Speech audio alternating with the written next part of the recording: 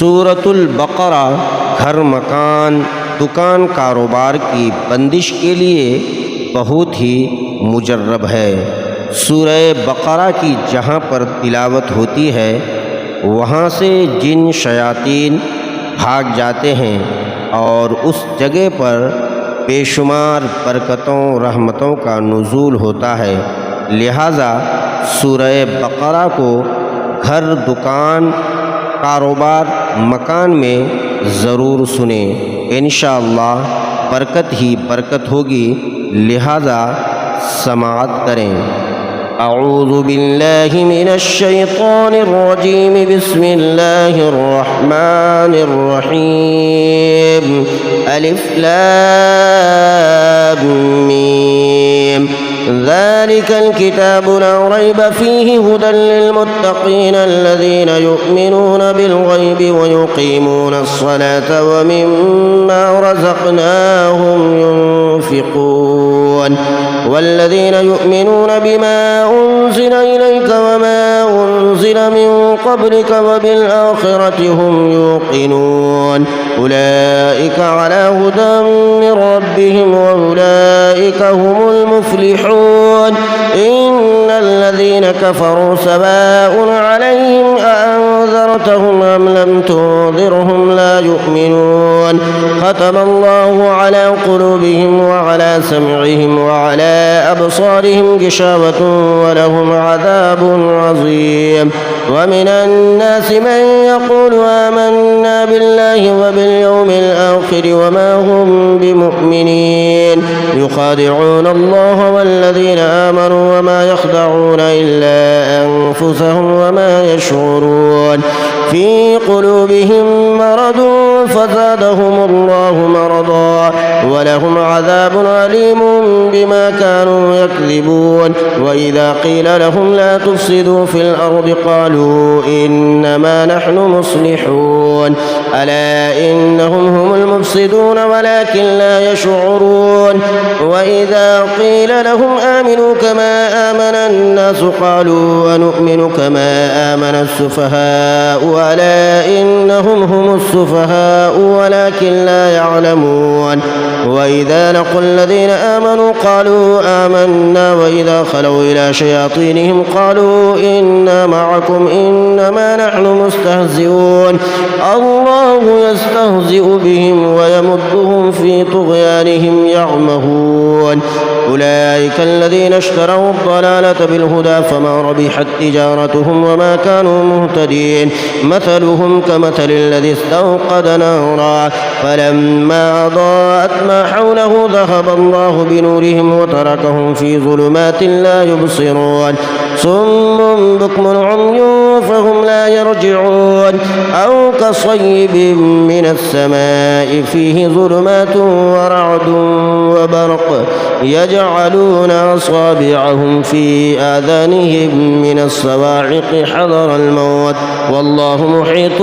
بالكافرين. يكاد البرق يخطف أبصارهم كلما أضاء لهم مشوا فيه وإذا أظلم عليهم قاموا ولو شاء الله لذهب بسمعهم وأبصارهم إن الله على كل شيء قدير. يا أيها الناس اعبدوا ربكم الذي خلقكم والذين من قبلكم لعلكم تتقون. الذي جعل لكم الأرض فراشا والسماء بناء وأنزل من السماء ماء فأخرج به من الثمرات رزقا لكم فلا تجعلوا لله أندادا وأنتم تعلمون. وإن كنتم في ريب مما نزلنا على عبدنا فأتوا بسورة من مثله وادعوا شهداءكم من دون الله إن كنتم صادقين. فإن لم تفعلوا ولن تفعلوا فاتقوا النار التي وقودها الناس والحجارة أعدت للكافرين وبشر الذين آمنوا وعملوا الصالحات أن لهم جنات تجري من تحتها الأنهار كلما رزقوا منها من ثمرة رزقا قالوا هذا الذي رزقنا من قبل وأوتوا به متشابها ولهم فيها أزواج مطهرة وهم فيها خالدون إن الله لا يستحيي أن يضرب مثلا ما بعوضة فما فوقها فأما الذين آمنوا فيعلمون أنه الحق من ربهم وأما الذين كفروا فيقولون ماذا أراد الله بهذا مثلا يضل به كثيرا ويهدي به كثيرا وما يضل به إلا الفاسقين الذين ينقضون عهد الله من بعد ميثاقه ويقطعون ما أمر الله به أن يوصل ويفسدون في الأرض أولئك هم الخاسرون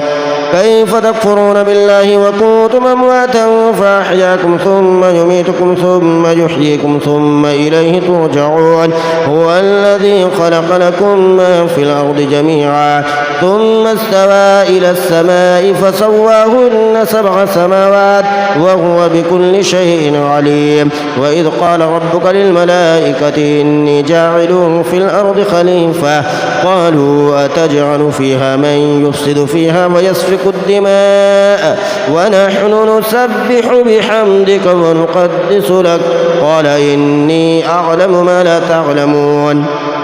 وعلم آدم الأسماء كلها ثم عرضهم على الملائكة فقال أنبئوني بأسماء هؤلاء إن كنتم صادقين قالوا سبحانك لا علم لنا إلا ما علمتنا إنك أنت العليم الحكيم قال يا آدم أنبئهم بأسمائهم فلما أنبأهم بأسمائهم قال ألم أقل لكم إني أعلم غيب السماوات والأرض وأعلم ما تبدون وما كنتم تكتمون وإذ قلنا للملائكة اسجدوا لآدم فسجدوا إلا إبليس أبى واستكبر وكان من الكافرين وقلنا يا آدم اسكن أنت وزوجك الجنة وكلا منها رغدا حيث شئتما ولا تقربا هذه الشجرة فتكونا من الظالمين فأزلهما الشيطان عنها فأخرجهما مما كانا فيه وقلنا اهبطوا بعضكم لبعض عدو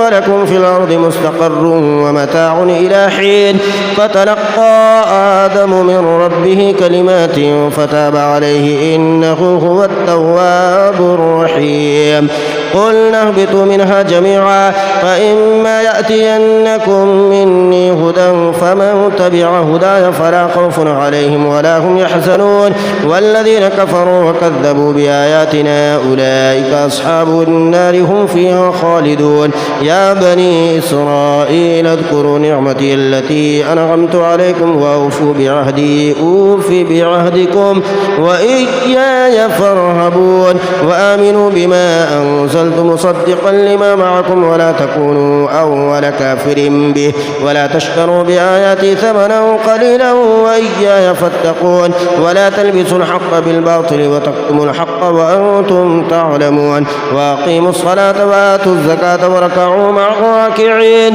أتأمرون الناس بالبر وتنسون أنفسكم وأنتم تتلون الكتاب فلا تعقلون واستعينوا بالصبر والصلاة وإنها لكبيرة إلا على الخاشعين الذين يظنون أنهم ملاقو ربهم وأنهم إليه راجعون يا بني إسرائيل اذكروا نعمتي التي أنعمت عليكم وأني فضلتكم على العالمين واتقوا يوما لا تجزي نفس عن نفس شيئا ولا يقبل منها شفاعة ولا يؤخذ منها عدل ولا هم ينصرون وإذ نجيناكم من آل فرعون يسومونكم سوء العذاب يذبحون أبناءكم ويستحيون نساءكم وفي ذلكم بلاء من ربكم عظيم وإذ فرقنا بكم البحر فأنجيناكم وأغرقنا آل فرعون وأنتم تنظرون وإذ واعدنا موسى 40 ليلة ثم اتخذتم العجل من بعده وأنتم ظالمون ثم عفونا عنكم من بعد ذلك لعلكم تشكرون وإذ آتينا موسى الكتاب والفرقان لعلكم تهتدون وإذ قال موسى لقومه يا قوم إنكم ظلمتم أنفسكم باتخاذكم العجل فتوبوا إلى بارئكم فاقتلوا أنفسكم ذلكم خير لكم عند بارئكم فتاب عليكم إنه هو التواب الرحيم وإذ قلتم يا موسى لن نؤمن لك حتى نرى الله جهرة فأخذتكم الصاعقة وأنتم تنظرون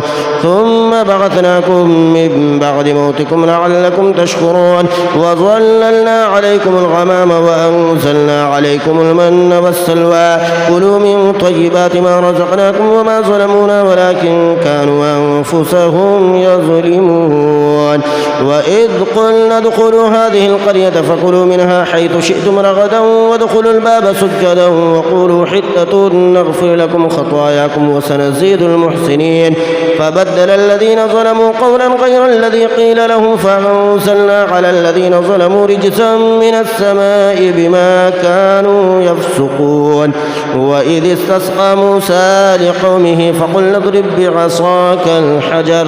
فانفجرت منه 12 عينا قد علم كل أناس مشربهم كلوا واشربوا من رزق الله ولا تعثوا في الأرض مفسدين وإذ قلتم يا موسى لن نصبر على طعام واحد فادع لنا ربك يخرج لنا مما تنبت الأرض من بقلها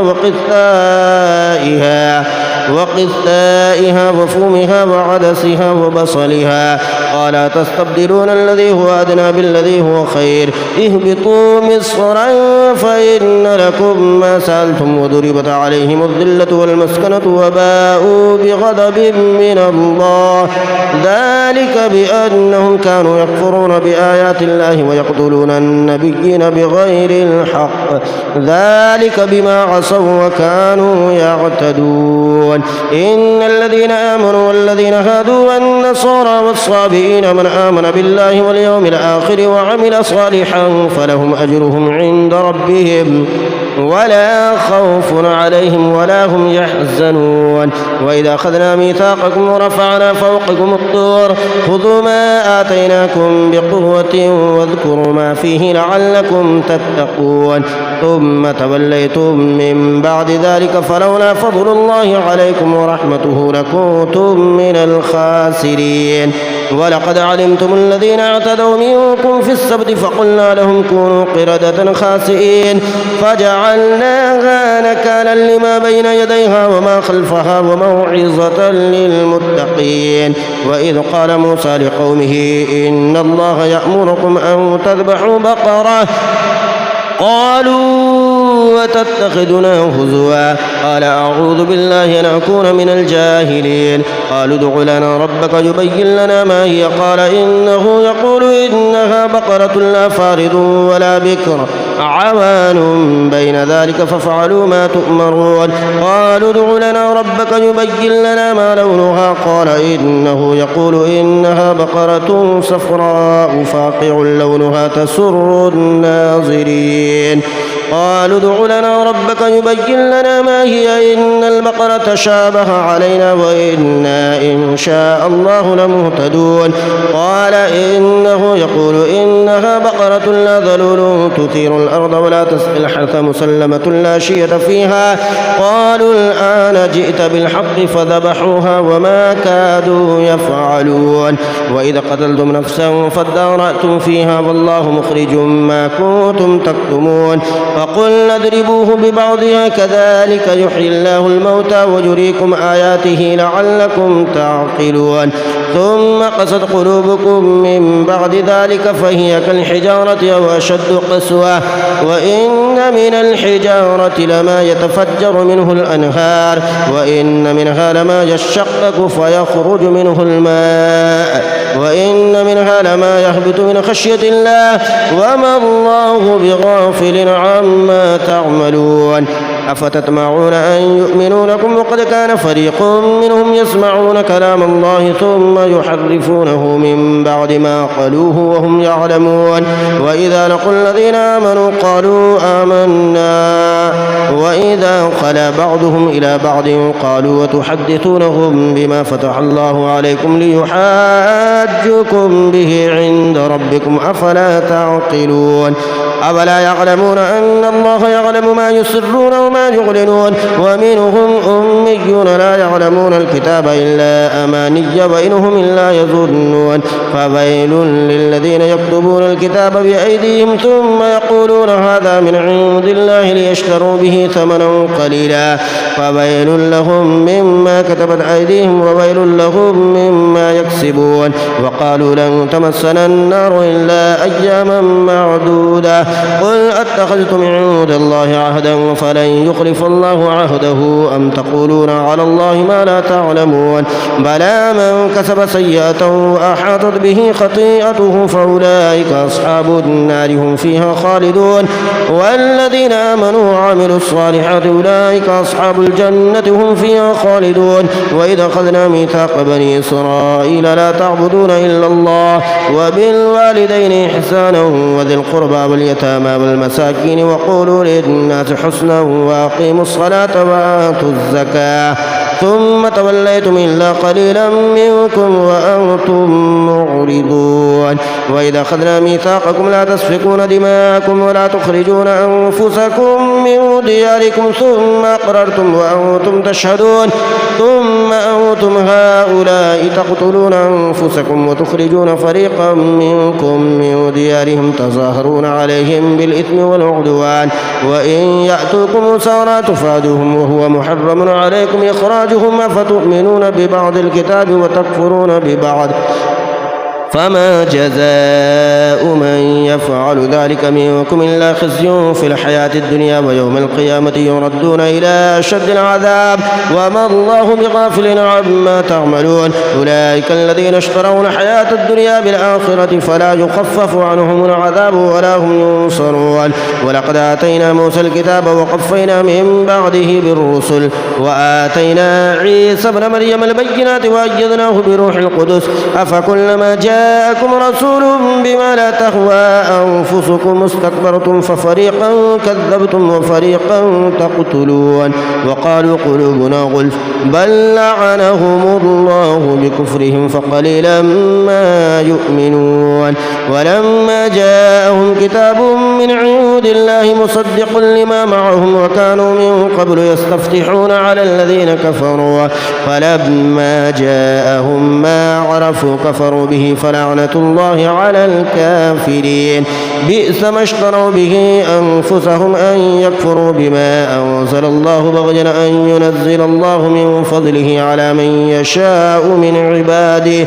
فباءوا بغضب على غضب وللكافرين عذاب مهين وإذا قيل لهم آمنوا بما أنزل الله قالوا نؤمن بما أنزل علينا ويكفرون بما وراءه وهو الحق مصدقا لما معهم قل فلم تقتلون أنبياء الله من قبل إن كنتم مؤمنين ولقد جاءكم موسى بالبينات ثم اتخذتم العجل من بعده وأنتم ظالمون وإذا أخذنا ميثاقكم ورفعنا فوقكم الطور خذوا ما آتيناكم بقوة واسمعوا قالوا سمعنا وعصينا وأشربوا في قلوبهم العجل بكفرهم قل بئس ما يأمركم به إيمانكم إن كنتم مؤمنين قل إن كانت لكم الدار الآخرة عند الله خالصة من دون الناس فتمنوا الموت إن كنتم صادقين ولن يتمنوه أبدا بما قدمت أيديهم والله عليم بالظالمين ولتجدنهم أحرص الناس على حياة ومن الذين أشركوا يود أحدهم لو يعمر 1000 سنة وما هو بمزحزحه من العذاب أن يعمر والله بصير بما يعملون قل من كان عدوا لجبريل فإنه نزله على قلبك بإذن الله مصدقا لما بين يديه وهدى وبشرى للمؤمنين من كان عدوا لله وملائكته ورسله وجبريل وميكال فإن الله عدو للكافرين ولقد أنزلنا إليك آيات بينات وما يكفر بها إلا الفاسقون أفكلما عاهدوا عهدا نبذه فريق منهم بل أكثرهم لا يؤمنون ولما جاءهم رسول من عند الله مصدق لما معهم نبذ فريق من الذين أوتوا الكتاب كتاب الله وراء ظهورهم كأنهم لا يعلمون واتبعوا ما تتلو الشياطين على ملك سليمان وما كفر سليمان ولكن الشياطين كفروا يعلمون الناس السحر وما أنزل على الملكين ببابل هاروت وماروت وما يعلمان من أحد حتى يقولا إنما نحن فتنة فلا تكفر فيتعلمون منهما ما يفرقون به بين المرء وزوجه وما هم بضارين به من أحد إلا بإذن الله ويتعلمون ما يضرهم ولا ينفعهم ولقد علموا لمن اشتراه ما له في الآخرة من خلاق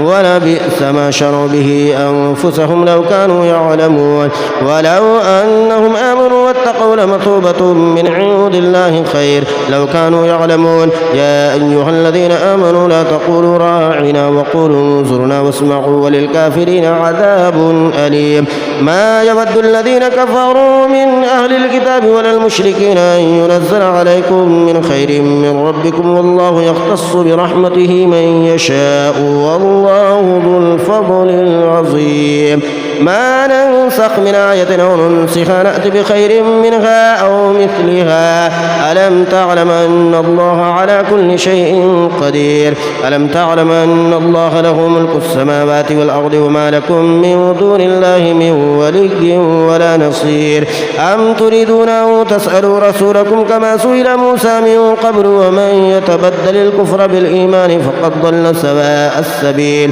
ود كثير من أهل الكتاب لو يردونكم من بعد إيمانكم كفارا حسدا من عند أنفسهم من بعد ما تبين لهم الحق فاعفوا واصفحوا حتى يأتي الله بأمره إن الله على كل شيء قدير وأقيموا الصلاة وآتوا الزكاة وما تقدموا لأنفسكم من خير تجدوه عند الله إن الله بما تعملون بصير وقالوا لن يدخل الجنة إلا من كان هودا أو نصارى تلك أمانيهم قل هاتوا برهانكم إن كنتم صادقين بلى من أسلم وجهه لله وهو محسن فله أجره عند ربه ولا خوف عليهم ولا هم يحزنون وقالت اليهود ليست النصارى على شيء وقالت النصارى ليست اليهود على شيء وهم يتلون الكتاب كذلك قال الذين لا يعلمون مثل قولهم فالله يحكم بينهم يوم القيامة فيما كانوا فيه يختلفون ومن أظلم ممن منع مساجد الله أن يذكر فيها اسمه وسعى في خرابها أولئك ما كان لهم أن يدخلوها إلا خائفين لهم في الدنيا خزي ولهم في الآخرة عذاب عظيم ولله المشرق والمغرب فأينما تولوا فثم وجه الله إن الله واسع عليم وقالوا اتخذ الله ولدا سبحانه بل له ما في السماوات والأرض كل له قانتون بديع السماوات والأرض وإذا قضى أمرا فإنما يقول له كن فيكون وقال الذين لا يعلمون لولا لا يكلمنا الله أو تأتينا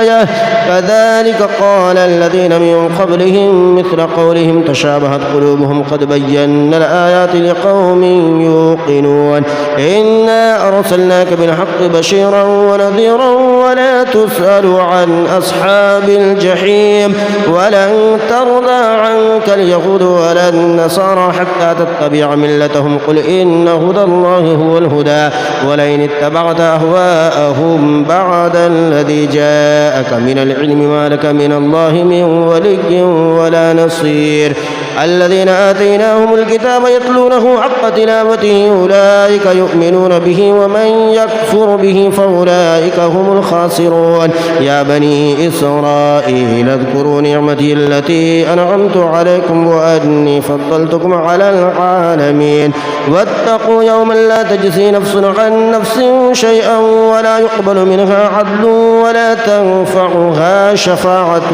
ولا هم ينصرون وإذ ابتلى إبراهيم ربه بكلمات فأتمهن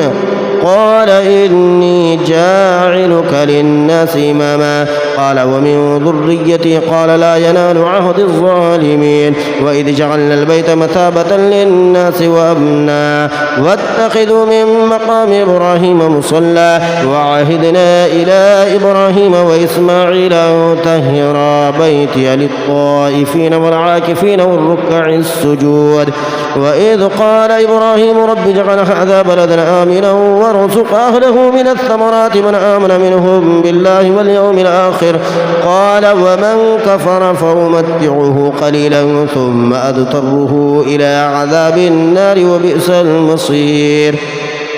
وإذ يرفع إبراهيم القواعد من البيت وإسماعيل ربنا تقبل منا إنك أنت السميع العليم ربنا واجعلنا مسلمين لك ومن ذريتنا أمة مسلمة لك وأرنا مناسكنا وتب علينا إنك أنت التواب الرحيم ربنا وابعث فيهم رسولا منهم يتلو عليهم آياتك ويعلمهم الكتاب والحكمة ويزكيهم إنك أنت العزيز الحكيم ومن يرغب عن ملة إبراهيم إلا من سفه نفسه ولقد اصطفيناه في الدنيا وإنه في الآخرة لمن الصالحين إذ قال له ربه أسلم قال أسلمت لرب العالمين ووصى بها إبراهيم بنيه ويعقوب يا بني إن الله اصطفى لكم الدين فلا تموتن إلا وأنتم مسلمون أم كنتم شهداء إذ حضر يعقوب الموت إذ قال لبنيه ما تعبدون من بعدي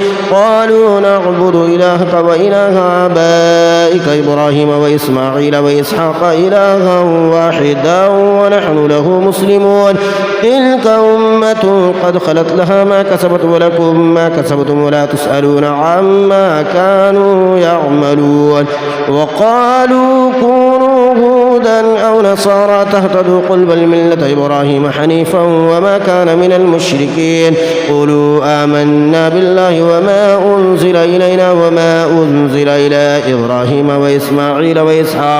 وإسحاق ويعقوب والأسباط وما أوتي موسى وعيسى وما أوتي النبيون من ربهم لا نفرق بين أحد منهم ونحن له مسلمون فإن آمنوا بمثل ما آمنتم به فقد اهتدوا وإن تولوا فإنما هم في شقاق فسيكفيكهم الله وهو السميع العليم صبغة الله ومن أحسن من الله صبغة ونحن له عابدون قل أتحاجوننا في الله وهو ربنا وربكم ولنا أعمالنا ولكم أعمالكم ونحن له مخلصون أم تقولون إن إبراهيم وإسماعيل وإسحاق ويعقوب والأسباط كانوا هودا أو نصارى قل أأنتم أعلم أم الله ومن أظلم ممن كتم شهادة عنده من الله وما الله بغافل عما تعملون تلك أمة قد خلت لها ما كسبت ولكم ما كسبتم ولا تسألون عما كانوا يعملون سيقول السفهاء من الناس ما ولاهم عن قبلتهم التي كانوا عليها قل لله المشرق والمغرب يهدي من يشاء إلى صراط مستقيم وكذلك جعلناكم أمة وسطا لتكونوا شهداء على الناس ويكون الرسول عليكم شهيدا وما جعلنا القبلة التي كنت عليها إلا لنعلم من يتبع الرسول ممن ينقلب على عقبيه وإن كانت لكبيرة إلا على الذين هدى الله وما كان الله ليضيع إيمانكم إن الله بالناس لرؤوف رحيم قد نرى تقلب وجهك في السماء فلنولينك قبلة ترضاها فول وجهك شطر المسجد الحرام وحيث ما كنتم فولوا وجوهكم شطره وإن الذين أوتوا الكتاب ليعلمون أنه الحق من ربهم وما الله بغافل عما يعملون ولئن أتيت الذين أوتوا الكتاب بكل آية ما تبعوا قبلتك وما أنت بتابع قبلتهم وما بعضهم بتابع قبلة بعض ولئن اتبعت أهواءهم من بعد ما جاءك من العلم إنك إذا لمن الظالمين الذين آتيناهم الكتاب يعرفونه كما يعرفون أبناءهم وإن فريقا منهم ليكتمون الحق وهم يعلمون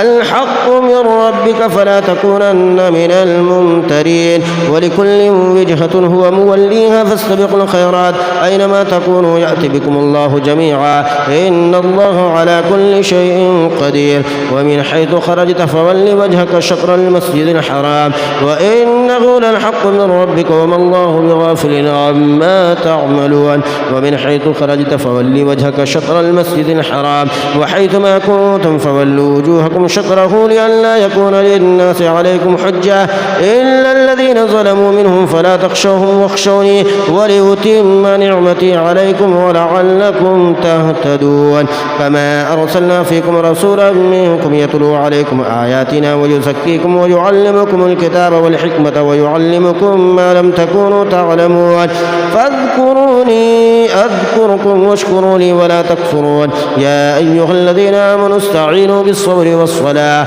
إن الله مع الصابرين ولا تقولوا لمن يقتل في سبيل الله أموات بل أحياء ولكن لا تشعرون ولنبلونكم بشيء من الخوف والجوع ونقص من الأموال والأنفس والثمرات وبشر الصابرين الذين إذا أصابتهم مصيبة قالوا إنا لله وإنا إليه راجعون أولئك عليهم صلوات من ربهم ورحمة وأولئك هم المهتدون إن الصفا والمروة من شعائر الله فمن حج البيت أو اعتمر فلا جناح عليه أن يطوف بهما ومن تطوع خيرا فإن الله شاكر عليم إن الذين يكتمون ما أنزلنا من البينات والهدى من بعد ما بيناه للناس في الكتاب أولئك يلعنهم الله ويلعنهم اللاعنون إلا الذين تابوا وأصلحوا وبينوا فأولئك أتوب عليهم وأنا التواب الرحيم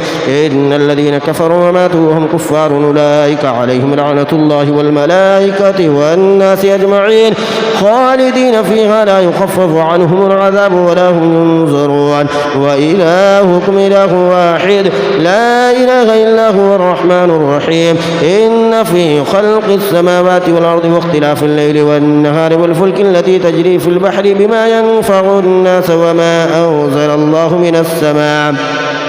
وما أنزل الله من السماء من ماء فأحيا به الأرض بعد موتها وبث فيها من كل دابة وتصريف الرياح والسحاب المسخر بين السماء والأرض لآيات لقوم يعقلون ومن الناس من يتخذ من دون الله أندادا يحبونهم كحب الله والذين آمنوا أشد حبا لله ولو يرى الذين ظلموا إذ يرون العذاب أن القوة لله جميعا وأن الله شديد العذاب إذ تبرأ الذين اتبعوا من الذين اتبعوا ورأوا العذاب وتقطعت بهم الأسباب وقال الذين اتبعوا لو أن لنا كرة فنتبرأ منهم كما تبرأوا منا كذلك يريهم الله أعمالهم حسرات عليهم وما هم بخارجين من النار. يا أيها الناس كلوا مما في الأرض حلالا طيبا ولا تتبعوا خطوات الشيطان إنه لكم عدو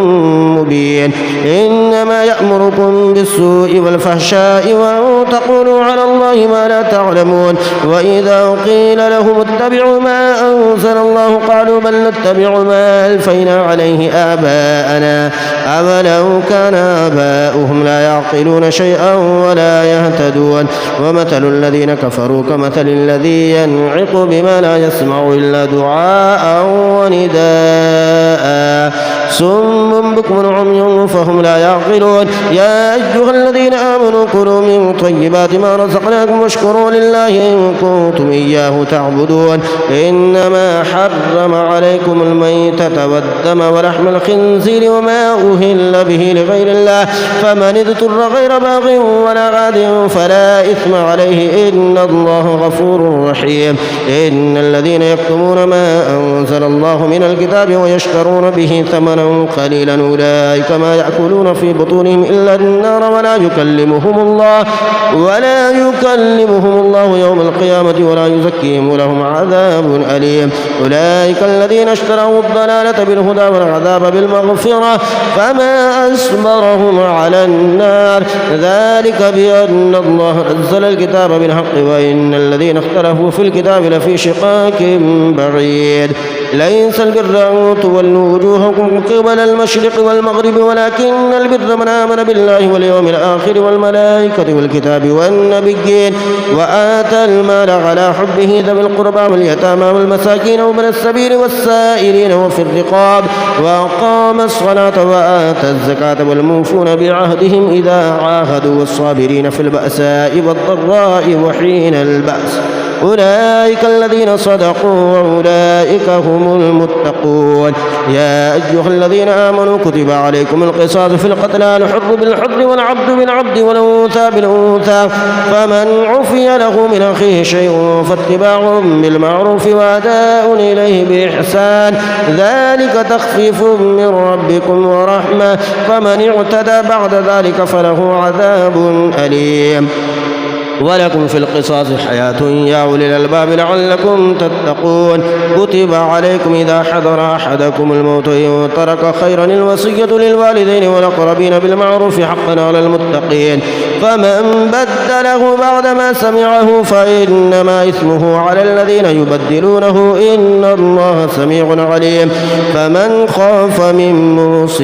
جنفا أو إثما فأصلح بينهم فلا إثم عليه إن الله غفور رحيم. يا أيها الذين آمنوا كتب عليكم الصيام كما كتب على الذين من قبلكم لعلكم تتقون أياما معدودات فمن كان منكم مريضا أو على سفر فعدة من أيام أخر وعلى الذين يطيقونه فدية طعام مسكين فمن تطوع خيرا فهو خير له وأن تصوموا خير لكم إن كنتم تعلمون. شهر رمضان الذي أنزل فيه القرآن هدى للناس وبينات من الهدى والفرقان فمن شهد منكم الشهر فليصم ومن كان مريضا وعلى سفر فعدة من أيام أخر يريد الله بكم اليسر ولا يريد بكم العسر ولتكملوا العدة ولتكبروا الله على ما هداكم ولعلكم تشكرون. وإذا سألك عبادي عني فإني قريب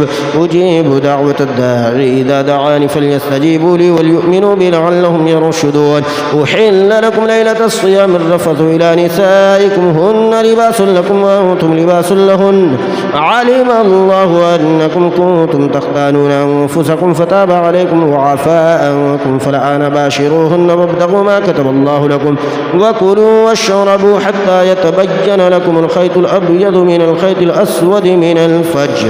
ثم أتموا الصيام إلى الليل ولا تباشروهن وأنتم عاكفون في المساجد تلك حدود الله فلا تقربوها كذلك يبين الله آياته للناس لعلهم يتقون ولا تأكلوا أموالكم بينكم بالباطل وتدلوا بها إلى الحكام لتأكلوا فريقا من أموال الناس بالإثم وأنتم تعلمون يسألونك عن الأهلة قل هي مواقيت للناس والحج وليس البر بأن تأتوا البيوت من ظهورها ولكن البر من اتقى وأتوا البيوت من أبوابها واتقوا الله لعلكم تفلحون وقاتلوا في سبيل الله الذين يقاتلونكم ولا تعتدوا إن الله لا يحب المعتدين واقتلوهم حيث ثقفتموهم وأخرجوهم من حيث أخرجوكم والفتنة أشد من القتل ولا تقاتلوهم عند المسجد الحرام حتى يقاتلوكم فيه فإن قاتلوكم فاقتلوهم كذلك جزاء الكافرين فإن انتهوا فإن الله غفور رحيم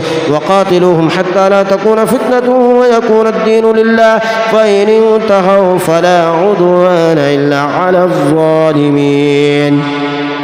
الشهر الحرام بالشهر الحرام والحرمات قصاص فمن اعتدى عليكم فاعتدوا عليه بمثل ما اعتدى عليكم واتقوا الله واعلموا أن الله مع المتقين وأنفقوا في سبيل الله ولا تلقوا بأيديكم إلى التهلكة وأحسنوا إن الله يحب المحسنين وأتموا الحج والعمرة لله فإن أحصرتم فما استيسر من الهدي ولا تحلقوا رؤوسكم حتى يبلغ الهدي محله فمن كان منكم مريضا أو به أذى من رأسه ففدية من صيام أو صدقة أو نسك فإذا أمنتم فمن تمتع بالعمرة إلى الحج فما استيسر من الهدي فمن لم يجد فصيام 3 أيام في الحج و7 إذا رجعتم تلك 10 كاملة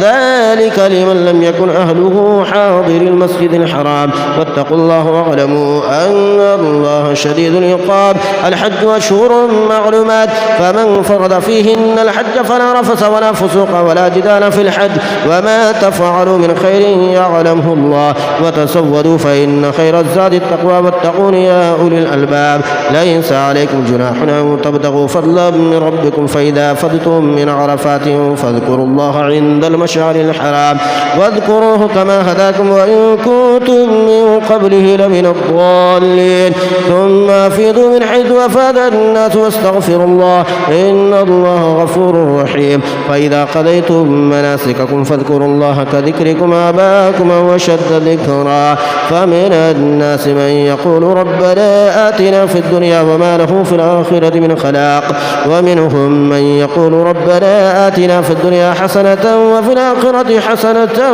وقنا عذاب النار أولئك لهم نصيب مما كسبوا والله سريع الحساب واذكروا الله في أيام معدودات فمن تعجل في يومين فلا إثم عليه ومن تأخر فلا إثم عليه لمن اتقى واتقوا الله واعلموا أنكم إليه تحشرون ومن الناس من يعجبك قوله في الحياة الدنيا ويشهد الله على ما في قلبه وهو ألد الخصام وإذا تولى سعى في الأرض ليفسد فيها ويهلك الحرث والنسل والله لا يحب الفساد وإذا قيل له اتق الله أخذته العزة بالإثم فحسبه جهنم ولبئس المهاد ومن الناس من يشري نفسه ابتغاء مرضات الله والله رؤوف بالعباد يا أيها الذين آمنوا ادخلوا في السلم كافة ولا تتبعوا خطوات الشيطان إنه لكم عدو مبين فإن زللتم من بعد ما جاءتكم البينات فاعلموا أن الله عزيز حكيم هل ينظرون إلا أن يأتيهم الله في ظلل من الغمام والملائكة وقضي الأمر وإلى الله ترجع الأمور صل بني إسرائيل كما آتيناهم من آية بينة ومن يبدل نعمة الله من بعد ما جاءته فإن الله شديد العقاب زين للذين كفروا الحياة الدنيا ويسخرون من الذين آمنوا والذين اتقوا فوقهم يوم القيامة والله يرزق من يشاء بغير حساب كان الناس أمة واحدة فبعث الله النبيين مبشرين ومنذرين وأنزل معهم الكتاب بالحق ليحكم بين الناس فيما اختلفوا فيه وما اختلف فيه إلا الذين أوتوه من بعد ما جاءتهم البينات بغيا بينهم فهدى الله الذين آمنوا لما اختلفوا فيه من الحق بإذنه والله يهدي من يشاء إلى صراط مستقيم. أم حسبتم أن تدخلوا الجنة ولما يأتكم مثل الذين خلوا من قبلكم مستهم البأساء والضراء وزلزلوا حتى يقول الرسول والذين آمنوا معه متى نصر الله ألا إن نصر الله قريب. يسألونك ماذا ينفقون قل ما أنفقتم من خير فللوالدين والأقربين واليتامى والمساكين وابن السبيل وما تفعلوا من خير فإن الله به عليم. كتب عليكم القتال وهو كره لكم وعسى أن تكرهوا شيئا وهو خير لكم وعسى أن تحبوا شيئا وهو شر لكم والله يعلم وأنتم لا تعلمون. يسألونك عن الشهر الحرام قتال فيه قل قتال فيه كبير وصد عن سبيل الله وكفر به والمسجد الحرام وإخراج أهله منه أكبر عند الله والفتنة أكبر من القتل ولا يزالون يقاتلونكم حتى يردوكم عن دينكم إن استطاعوا ومن يرتد منكم عن دينه فيمت وهو كافر فأولئك حبطت أعمالهم في الدنيا والآخرة وأولئك أصحاب النار هم فيها خالدون. إن الذين آمنوا والذين هاجروا وجاهدوا في سبيل الله أولئك يرجون رحمة الله والله غفور رحيم. يسألونك عن الخمر والميسر قل فيهما إثم كبير ومنافع للناس وإثمهما أكبر من نفعهما ويسألونك ماذا ينفقون قل العفو كذلك يبين الله لكم الآيات لعلكم تتفكرون في الدنيا والآخرة. ويسألونك عن اليتامى قل إصلاح لهم خير وإن تخالطوهم فإخوانكم والله يعلم المفسد من المصلح ولو شاء الله لأعنتكم إن الله عزيز حكيم. ولا تنكحوا المشركات حتى يؤمن ولأمة مؤمنة خير من مشركة ولو أعجبتكم ولا تنكحوا المشركين حتى يؤمنوا ولعبد مؤمن خير من مشرك ولو أعجبكم أولئك يدعون إلى النار والله يدعو إلى الجنة والمغفرة بإذنه ويبين آياته للناس لعلهم يتذكرون. ويسألونك عن المحيض قل هو أذى فاعتزلوا النساء في المحيض ولا تقربوهن حتى يطهرن فإذا تطهرن فأتوهن من حيث أمركم الله إن الله يحب التوابين ويحب المتطهرين. نساؤكم حرث لكم فأتوا حرثكم أن شئتم وقدموا لأنفسكم واتقوا الله واعلموا أنكم ملاقوه وبشر المؤمنين. ولا تجعلوا الله عرضة لأيمانكم أن تبروا وتتقوا وتصلحوا بين الناس والله السميع العليم.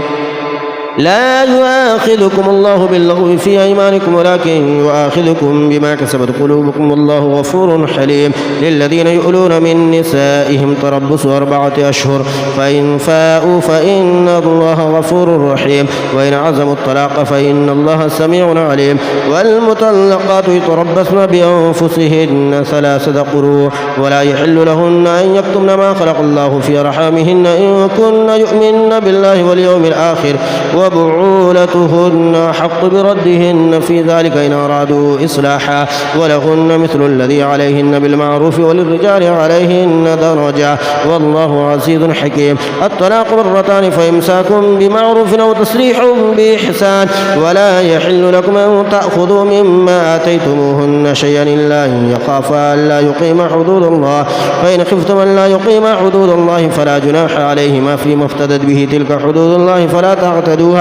ومن يتعد حدود الله فأولئك هم الظالمون. فإن طلقها فلا تحل له من بعد حتى تنكح زوجا غيره فإن طلقها فلا جناح عليهما أن يتراجعا إن ظنا أن يقيما حدود الله وتلك حدود الله يبينها لقوم يعلمون. وإذا طلقتم النساء فبلغن أجلهن فأمسكوهن بمعروف أو سرحوهن بمعروف ولا تمسكوهن ضرارا لتعتدوا ومن يفعل يفعل ذلك فقد ظلم نفسه. ولا تتخذوا آيات الله هزوا واذكروا نعمة الله عليكم وما أنزل عليكم من الكتاب والحكمة يعظكم به واتقوا الله واعلموا أن الله بكل شيء عليم. وإذا طلقتم النساء فبلغن أجلهن فلا تعذروهن أن ينكحن أزواجهن إذا تراضوا بينهم بالمعروف ذلك يوعظ به من كان منكم يؤمن بالله واليوم الآخر ذلكم أزكى لكم وأطهر والله يعلم وأنتم لا تعلمون. والوالدات يرضعن أولادهن حولين كاملين لمن أراد أن يتم الرضاعة وعلى المولود له رزقهن وكسوتهن بالمعروف لا تكلف نفس إلا وسعها لا تضار والدة بولدها ولا مولود له بولده وعلى الوارث مثل ذلك فإن أرادا فصالا أو تراض منهما وتشاور فلا جناح عليهما. وإن أردتم أن تسترضعوا أولادكم فلا جناح عليكم إذا سلمتم ما آتيتم بالمعروف واتقوا الله واعلموا أن الله بما تعملون بصير. والذين يتوفون منكم ويذرون أزواجا يتربصن بأنفسهن 4 أشهر و10 فإذا بلغن أجلهن فلا جناح عليكم فيما فعلن في أنفسهن بالمعروف والله بما تعملون خبير. ولا جناح عليكم فيما عرضتم به من خطبة النساء أو أكننتم في أنفسكم علم الله أنكم ستذكرونهن ولكن لا تواعدوهن سرا إلا أن تقولوا قولا معروفا. ولا تعزموا عقدة النكاح حتى يبلغ الكتاب أجله واعلموا أن الله يعلم ما في أنفسكم فاحذروه واعلموا أن الله غفور حليم. لا جناح عليكم إن طلقتم النساء ما لم تمسوهن أو تفردوا لهن فريدا ومتعوهن على الموسع قدره وعلى المقدر قدره متاعا بالمعروف حقا على المحسنين. وإن طلقتموهن من قبل أن تمسوهن وقد فرضتم لهن فريدا فنصف ما فرضتم إلا أن يعفون أو يعفو الذي بيده عقدة النكاح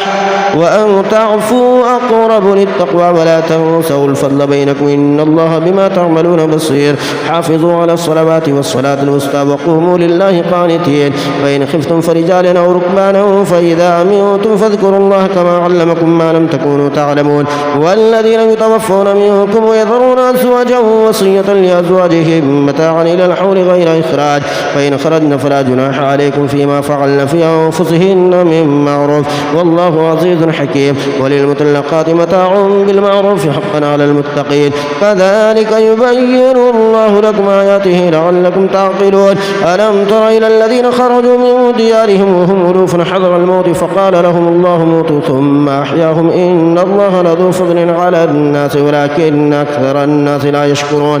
وقاتلوا في سبيل الله واعلموا أن الله سميع عليم. من ذا الذي يقرض الله قرضا حسنا فيضاعفه له أضعافا كثيرة والله يقبض ويبسط وإليه ترجعون. ألم تر إلى الملأ من بني إسرائيل من بعد موسى إذ قالوا لنبي له ابعث لنا ملكا نقاتل في سبيل الله قال هل عسيتم إن كتب عليكم القتال ألا تقاتلوا قالوا وما لنا ألا نقاتل في سبيل الله وقد خرجنا من ديارنا وأبنائنا فلما كتب عليهم القتال تولوا إلا قليلا منهم والله عليم بالظالمين. وقال لهم نبيهم إن الله قد بعث لكم طالوت ملكا قالوا أنى يكون له الملك علينا ونحن أحق بالملك منه ولم يؤت سعة من المال قال إن الله اصطفاه عليكم وزاده بسطة في العلم والجسم والله يؤتي ملكه من يشاء والله واسع عليم. وقال لهم نبيهم إن آية ملكه أن يأتيكم التابوت فيه سكينة من ربكم وبقية مما ترك آل موسى وآل هارون تحمله الملائكة إن في ذلك لآية لكم إن كنتم مؤمنين. فلما فصل طالوت بالجنود قال إن الله مبتليكم بنهر فمن شرب منه فليس مني ومن لم يطعمه فإنه مني إلا من اغترف غرفة بيده فشربوا منه إلا قليلا منهم. فلما جاوزه هو والذين آمنوا معه قالوا لا طاقة لنا اليوم بجالوت وجنوده قال الذين يظنون أنهم ملاقو الله كم من فئة قليلة غلبت فئة كثيرة بإذن الله والله مع الصابرين. ولما برزوا لجالوت وجنوده قالوا ربنا افرغ علينا صبرا وثبت أقدامنا وانصرنا على القوم الكافرين. فهزموهم بإذن الله وقتل داود جالوت وآتاه الله الملك والحكمة وعلمه مما يشاء ولولا دفع الله الناس بعدهم ببعض لفسدت الأرض ولكن الله ذو فضل على العالمين. تلك آيات الله نتلوها عليك بالحق وإنك لمن المرسلين. تلك الرسل فضلنا بعضهم على بعض منهم من كلم الله ورفع بعضهم درجات وآتينا عيسى ابن مريم البينات وأيدناه بروح القدس ولو شاء الله ما اقتتل الذين من بعدهم من بعد ما جاءتهم البينات ولكن اختلفوا فمنهم من آمن ومنهم من كفر ولو شاء الله ما اقتتلوا ولكن الله يفعل ما يريد. يا أيها الذين آمنوا أنفقوا مما رزقناكم من قبل أن يأتي يوم لا بيع فيه ولا خلة ولا شفاعة والكافرون هم الظالمون. الله لا إله إلا هو الحي القيوم لا تأخذه سنة ولا نوم له ما في السماوات وما في الأرض من ذا الذي يشفع عنده إلا بإذنه يعلم ما بين أيديهم وما خلفهم ولا يحيطون بشيء من علمه إلا بما شاء وسع كرسيه السماوات والأرض ولا يؤوده حفظهما وهو العلي العظيم. لا إكراه في الدين قد تبين الرشد من الغي فمن يكفر بالطاغوت ويؤمن بالله فقد استمسك بالعروة الوثقى لا انفصام لها والله سميع عليم. الله ولي الذين آمنوا يخرجهم من الظلمات إلى النور والذين كفروا أولياؤهم الطاغوت يخرجونهم من النور إلى الظلمات أولئك أصحاب النار هم فيها خالدون. ألم تر إلى الذي حاج إبراهيم في ربه أن آتاه الله الملك إذ قال إبراهيم ربي الذي يحيي ويميت قال أنا أحيي وأميت قال إبراهيم فإن الله يأتي بالشمس من المشرق فأت بها من المغرب فبهت الذي كفر والله لا يهدي القوم الظالمين. أو كالذي مر على قرية وهي خاوية على عروشها قال أنى يحيي هذه الله بعد موتها فأماته الله 100 عام ثم بعثه قال كم لبثت قال لبثت يوما أو بعض يوم قال بل لبثت 100 عام فانظر إلى طعامك وشرابك لم يتسنه وانظر إلى حمارك ولنجعلك آية للناس وانظر إلى العظام كيف ننشزها ثم نكسوها لحما فلما تبين له قال أعلم أن الله على كل شيء قدير.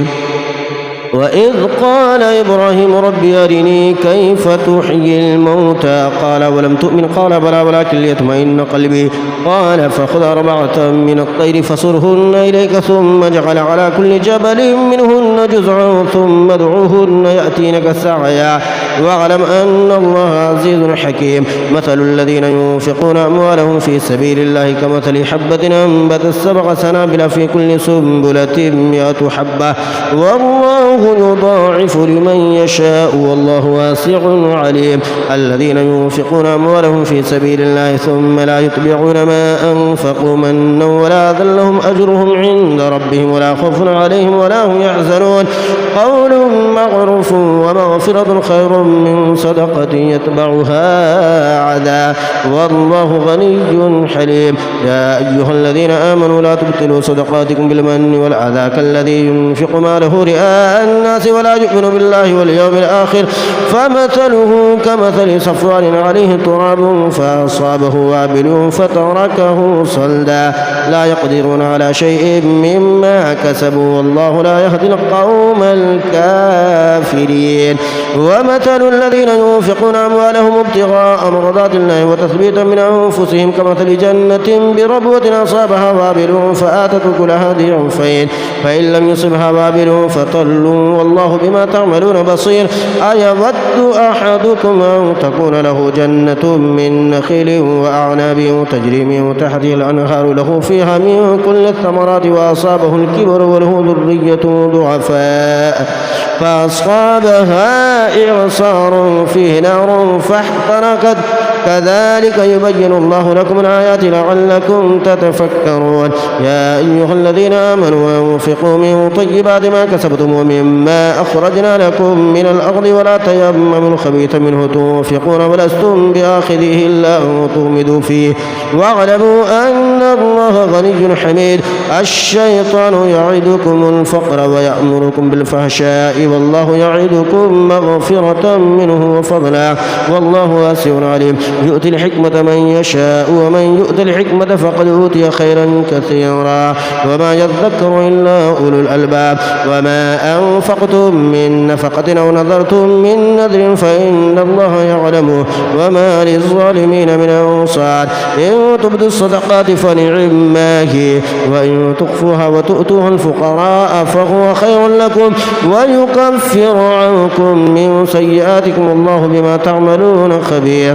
ليس عليك هداهم ولكن الله يهدي من يشاء وما تنفقوا من خير فلأنفسكم وما تنفقون إلا ابتغاء وجه الله وما تنفقوا من خير يوفى إليكم وأنتم لا تظلمون. للفقراء الذين أحصروا في سبيل الله لا يستطيعون ضربا في الأرض يحسبهم الجاهل أغنياء من التعفف تعرفهم بسيماهم لا يسألون الناس إلحافا وما تنفقوا من خير فإن الله به عليم. الذين ينفقون أموالهم بالليل والنهار سرا وعلانية فلهم أجرهم عند ربهم ولا خوف عليهم ولا هم يحزنون.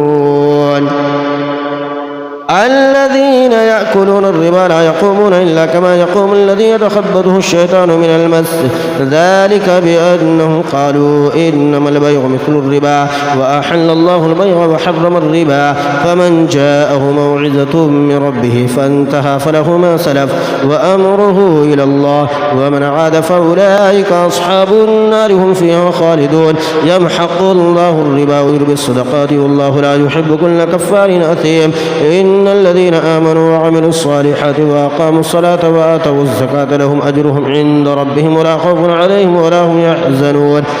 يا أيها الذين آمنوا اتقوا الله وذروا ما بقي من الربا إن كنتم مؤمنين فإن لم تفعلوا فأذنوا بحرب من الله ورسوله وإن تبتم فلكم رؤوس أموالكم لا تظلمون ولا تظلمون. وإن كان ذو عسرة فنظرة إلى ميسرة وأن تصدقوا خير لكم إن كنتم تعلمون. واتقوا يوما ترجعون فيه إلى الله ثم توفى كل نفس ما كسبت وهم لا يظلمون.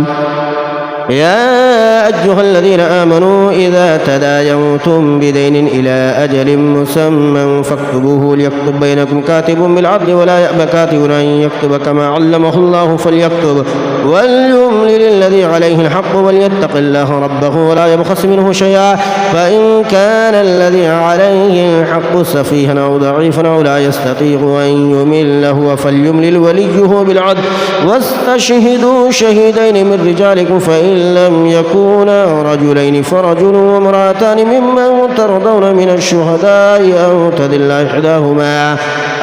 تدل إحداهما فتذكر إحداهما الأخرى ولا يأبى الشهداء إذا ما دعوا ولا تسأموا أن تكتبوه صغيرا أو كبيرا إلى أجله ذلكم أقسط عند الله وأقوم للشهادة وأدنى ألا ترتابوا إلا أن تكون تجارة حاضرة تديرونها بينكم فليس عليكم جناح ألا تكتبوها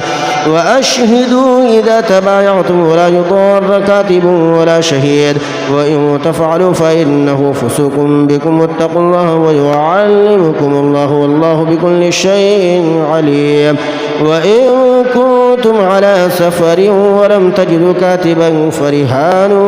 مقبودا فإن أمن بعضكم بعدا فليؤدي الذي ائتمن أمانته وليتق الله ربه ولا تكتموا الشهادة ومن يكتمها فإنه آثم قلبه والله بما تعملون عليم. لله ما في السماوات وما في الأرض وإن تبدوا ما في أنفسكم أو تخفوه يحاسبكم به الله فيغفر لمن يشاء ويعذب من يشاء والله على كل شيء قدير. آمن الرسول بما أنزل إليه من ربه والمؤمنون كل آمن آمن بالله وملائكته وكتبه ورسله لا نفرق بين أحد من رسله وقالوا سمعنا وأطعنا غفرانك ربنا وإليك المصير. لا يكلف الله نفسا إلا وسعها لها ما كسبت وعليها ما اكتسبت.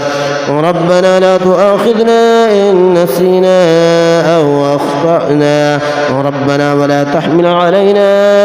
إصرا كما حملته على الذين من قبلنا ربنا ولا تحملنا ما لا طاقة لنا به واعف عنا واغفر لنا وارحمنا أنت مولانا فانصرنا على القوم الكافرين. اللهم صل على سيدنا ومولانا محمد وعلى آل سيدنا ومولانا محمد كما تحب وترضى له. صدق الله العظيم.